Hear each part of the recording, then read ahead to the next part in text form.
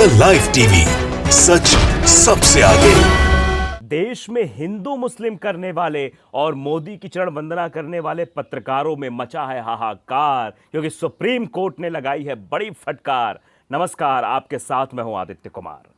आज हम बात करने जा रहे हैं सुप्रीम कोर्ट के उस फटकार की, जिसमें सुप्रीम कोर्ट ने साफ तौर पर कहा है कि कुछ ऐसे लोग हैं जो चरण वंदना करते हैं सरकार की, और फिर वो जनता के बीच हिंदू और मुसलमान यानी कम्युनिटी पोस्ट को लेकर कम्युनल पोस्ट फैलाते हैं, जिसके वजह से देश का माहौल खराब हो रहा है, देश में सुरक्षा का माहौल खराब हो रहा है। तो सुप्रीम कोर्ट ने क्या कुछ कहा है वो पहले हम आपको बता देते हैं, फिर खबर पर विस्तार से चर्चा भी करेंगे। सुप्रीम कोर्ट की फटकार है कि मीडिया का एक सेक्शन हर घटना को कम्युनल एंगल दे रहा है। आखिर में इस देश का नाम खराब होता है इन सब चीजों से, क्योंकि इन सब चीजों को नहीं करना चाहिए। तो सुप्रीम कोर्ट ने गुरुवार को मीडिया के एक सेक्शन को में कम्युनल टोन में रिपोर्टिंग को लेकर कड़ी नाराजगी जाहिर की है। कोर्ट ने कहा है कि इस तरह के रिपोर्ट से आखिरकार देश का नाम खराब होता है। कोर्ट ने पिछले साल दिल्ली में तबलीगी जमात की गैदरिंग को लेकर दायर याचिका पर सुनवाई करते हुए भी यह टिप्पणी की थी। चीफ जस्टिस एनवी रमना ने कहा कि समस्या यह है कि मीडिया का एक सेक्शन देश में हर घटना को कम्युनल एंगल दे देता है, जिससे ये समस्या खड़ी हो जाती है। अदालत ने सोशल मीडिया पर फैलाई जा रही फेक न्यूज को लेकर भी चिंता जताई है। ये सब बातें अलग की, लेकिन सुप्रीम कोर्ट ने साफ तौर पर यह कहा है, कभी भी कोई भी मामला हो, इन सब मामलों को लेकर अगर मीडिया एक पक्ष से लेकर ऐसी खबरें दिखाएगी तो देश में भ्रामक स्थितियां तो उत्पन्न होंगी। इसी पर सुप्रीम कोर्ट की भी चिंता है और देश के लोगों की भी चिंता इसी पर होनी चाहिए। दरअसल सच जब तक आप तक नहीं पहुंचाया जाएगा, उन सब चीजों को जब तक छुपाया जाएगा जो हकीकत है, और इस तरह के एंगल्स दिए जाएंगे। अब तबलीगी जमात के बारे में भी जिक्र सुप्रीम कोर्ट ने किया था। तबलीगी जमात तो कैसे टारगेट किया गया, बाद में चीजें क्या निकलकर सामने आई। पहली कोरोना की लहर के लिए पूरी तरीके से तबलीगी जमात को जिम्मेदार ठहरा दिया गया, लेकिन दूसरी तरफ दूसरी कोरोना की लहर आई जिसमें ज्यादा मौतों का आंकड़ा रहा, जिसमें मौत दर ज्यादा रही पहले वाली से, उसमें कोई नहीं बोल पाया कि आखिरकार ये क्यों हो गया भाई, ये कैसे हो गया। फिर सरकार ने अपनी जिम्मेदारी नहीं लेनी, क्योंकि सरकार जिम्मेदारी से भागती है। पहली वाली जिम्मेदारी तबलीगी जमात पे दे दी, दूसरी वाली जिम्मेदारी किस पर देते ये सोच ही नहीं पा रहे थे।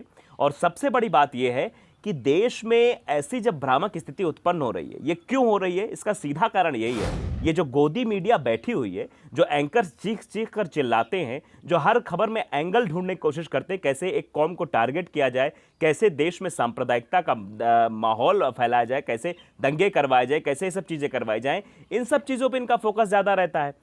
और जो मुख्यमंत्री हैं वो भी तरह तरह के बयानबाजी करते रहे। उत्तर प्रदेश के मुख्यमंत्री को आप जानते हैं किस तरह से वो एक कौम को टारगेट करने की लगातार कोशिश करते रहते, लगातार बयानबाजियां भी करते रहते, बड़े बड़े मंचों पर भी बोलते रहते, ये आप सभी जानते हैं। तो अगर ऐसा होगा तभी तो कानपुर की घटना निकलकर सामने आएगी, तभी तो बरेली घटना निकलकर सामने आएगी। ऐसी घटनाएं तभी निकलकर सामने आती हैं जब ऐसा देश में माहौल क्रिएट किया जाता है, ऐसा माहौल देश में बनाया जाता है।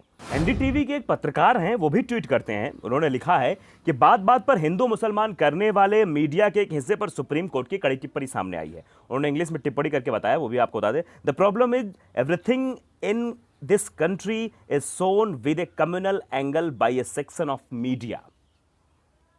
That is the problem. The country is going to get a bad name ultimately.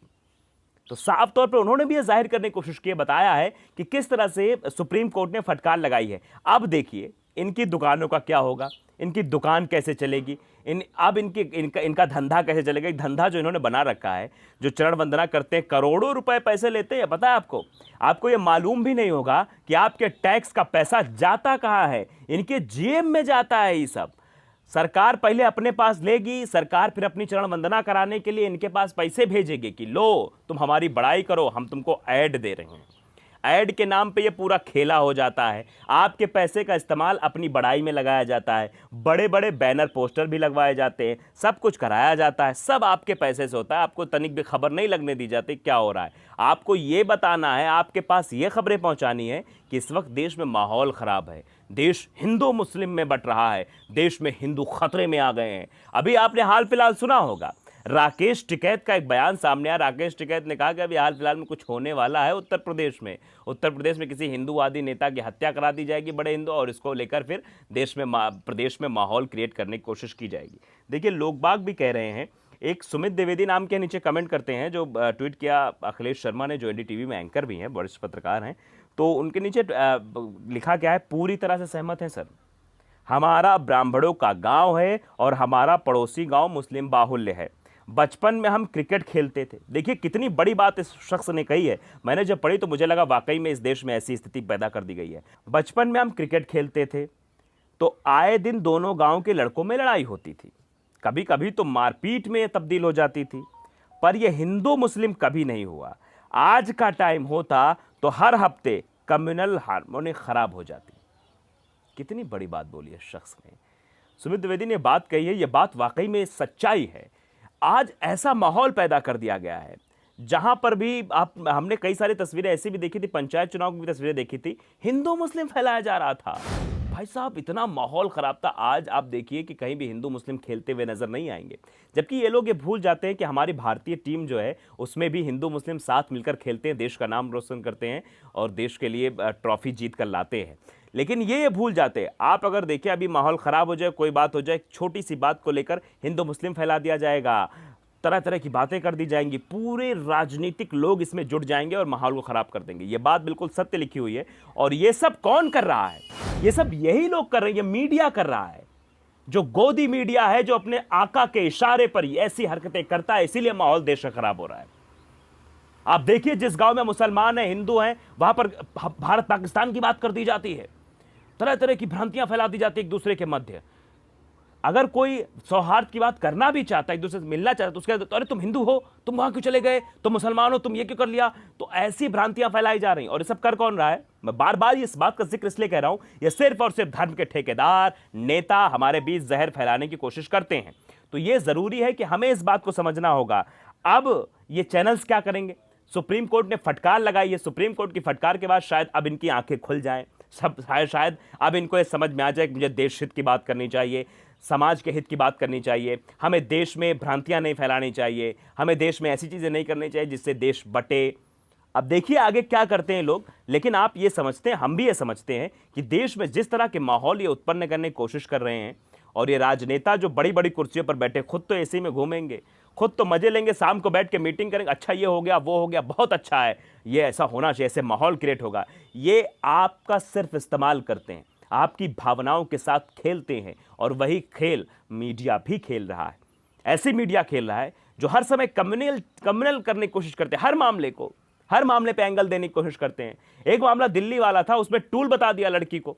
बताइए कैसे इनको क्या हम कहें? इनको कहेंगे कि ये समझदार लोग हैं, इनको हम कहेंगे जो टीवी पे लोग देखते हैं इनके अंदर बुद्धि विवेक कुछ है या नहीं है?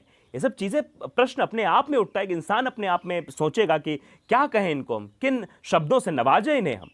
लेकिन फिलहाल जैसा चलाया जा रहा है वैसा चल रहा है, जैसा हम देख रहे हैं, जैसा पसंद कर रहे हैं वैसा हो रहा है। जहर फैलाया जा रहा है, हम जहर को देख कर आँख मूंद लेते हैं तो जहर तो फैलेगा ही।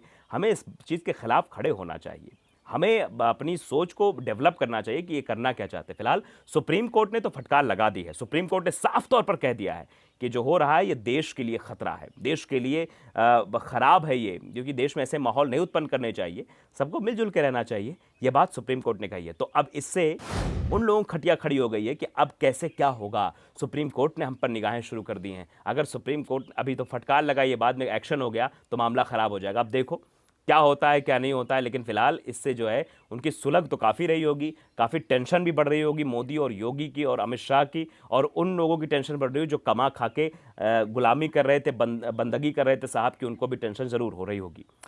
तो लाइव टीवी को अगर आपने सब्सक्राइब नहीं किया, सब्सक्राइब कर लीजिए, बेल आइकन जरूर दबाइए ताकि ऐसी खबरें आप तक पहुंचती रहें। नमस्कार। द लाइव टीवी, सच सबसे आगे।